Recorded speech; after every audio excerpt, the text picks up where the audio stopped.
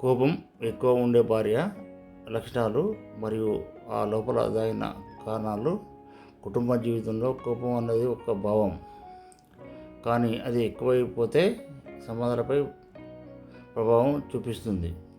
ప్రత్యేకంగా భార్యలో కోపం ఎక్కువ కనిపిస్తే అది కేవలం స్వభావం మాత్రమే కాదు, దాని వెనుకున్న లోతైన కారణాలు కూడా ఉండవచ్చు. మొదటి లక్షణం చూద్దాం. చిన్న విషయాలకే ఎక్కువగా స్పందించడం, సాధారణ మాటలు కూడా గొడవగా మారడం, తక్షణమే చిరాకు చూపించడం కనిపిస్తుంది. ఇది ఆమె మనసులో ఇప్పటికే పేరుకుపోయిన ఒత్తిడికి సంకేతం. రెండవ లక్షణం చూద్దాం. వినకపోవడం, భర్త ఏమి చెప్పినా పూర్తిగా వినకుండా మధ్యలోనే ఆపేయడం, తనే సరైనదని భావించడం. ఇది అర్థం కాకపోవడం వల్ల కలిగే అసహనం కావచ్చు. మూడో లక్షణం చూద్దాం. ఎప్పుడు అసంతృప్తిగా కనిపించడం, ఇంటి పనులు, కుటుంబ బాధ్యతలు, తన కృషికి గుర్తింపు లేకపోవడం అనే భావన కోపంగా బయటపడుతుంది. అసలు కోపం కాదు, అది బాధతో. గుర్తింపు ఉంటే ఈ సమస్య రాదు. నాలుగవ లక్షణం చూద్దాం. మాటల్లో కఠినత, కోపంలో దూరం చూసుకునే మాటలు రావడం, తర్వాత పశ్చాత్తాపం ఉంటుంది కానీ చెప్పలేకపోవడం. ఇది భావోద్వేగ నియంత్రణ లోపానికి సూచన అనుకోవాలి. మనం 5 లక్షణాలు చూసాం. ఇక్కడ గుర్తుంచుకోవాల్సిన విషయం ఏమిటంటే, కోపం ఎక్కువగా ఉండే భార్య చెడ్డవారు కాదు, మనసులో ప్రేమ కూడా ఉంటుంది. పదే పదే చాలాసార్లు అవమానం, అలసట, ఒంటరితనం లేదా అర్థం చేసుకోకపోవడం వల్ల వచ్చిన ప్రతిచర్య అనుకోవాలి. భర్త పాత్ర ఇక్కడ చాలా ముఖ్యం. ఆమె మాట వినడం, తప్పు వెతకడం కంటే భావాన్ని అర్థం చేసుకోవాలి.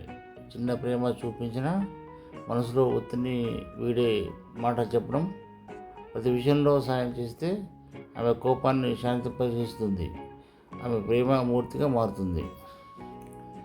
అదేవిధంగా భార్య కూడా తన కోపాన్ని గుర్తుంచుకోవాలి. పుస్తకాలు చదవడం, యోగ సాధన చేయడం, శ్వాస నియంత్రణ ఉంచుకోవడం, మౌనంగా ఉండడం ప్రయత్నించాలి, లేదా సమయం తీసుకోవడం వంటి మార్గాలు అభ్యాసం చేయాలి.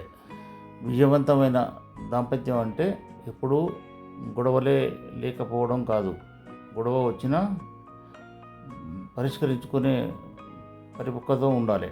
కోపాన్ని తన శత్రువు కాక ప్రేమగా ఇరువురు అర్థం చేసుకోవడం, ఒకరి అభిప్రాయాలను గౌరవించడమే సంబంధం మరింత బలపడుతుంది.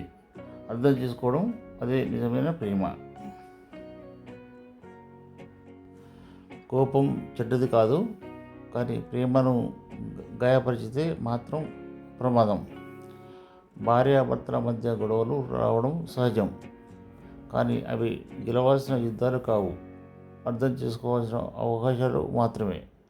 ఒక చిన్న మౌనం, ఒక క్షణం ఆలోచన, ఒక ప్రేమ మాట సంబంధాన్ని మళ్ళీ వెలుగులోకి తీసుకురాగలవు తప్ప వెతకడంలో కాదు.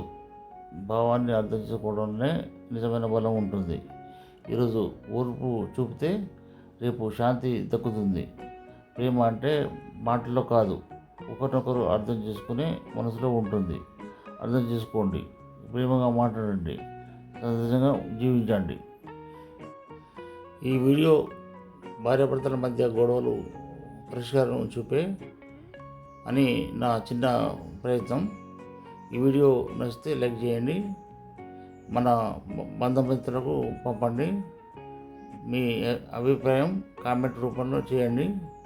మా channel Vaishnav Krishna vlogs subscribe చేయండి. ధన్యవాదాలు. జై హింద్.